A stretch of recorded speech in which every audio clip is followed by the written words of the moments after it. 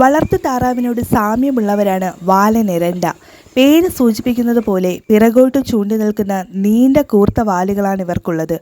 മറ്റ് താറാവ് കൂട്ടത്തിൽ നിന്നും പലപ്പോഴും ഇവയെ തിരിച്ചറിയാൻ സഹായിക്കുന്നതും ഈ വാലാണ്. അലാസ്ക, കസാക്കിസ്ഥാൻ, റഷ്യ, കാനഡ തുടങ്ങിയ ഇടങ്ങളിലാണ് വാലനെരണ്ടകളുടെ പ്രജനന കേന്ദ്രങ്ങൾ. അതുകൊണ്ട് തന്നെ താറാവിനത്തിൽ ഒരു ദീർഘദേശാടകനും കൂടിയാണ് വാലനെരണ്ട. കൂടുതലും രാത്രി കാലങ്ങളിലാണ് ഇവരുടെ ദേശാടനം.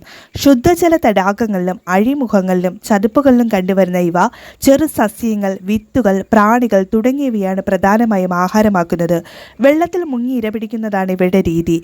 ചോക്ലേറ്റ് നിറത്തോടു കൂടിയ തലയും മാറയുടെ ഭാഗത്തെ വെള്ള നിറവും കഴുത്തിലെ വശങ്ങളിലായുള്ള വെളുത്ത വരയും വാലനെരണ്ടകളിലെ ആൺപക്ഷികളെ തിരിച്ചറിയാനുള്ള എളുപ്പമാർഗങ്ങളാണ്. പറക്കുമ്പോൾ ചിറകിന്റെ പിൻഭാഗത്ത് വെളുപ്പും മുൻഭാഗത്തായി ചാരനിറവും വ്യക്തമായി കാണാം. പെൺപക്ഷികളുടെ വാലറ്റം ആൺപക്ഷികളുടേതുപോലെ പിറകോട്ട് നീണ്ടു നിൽക്കാറില്ല.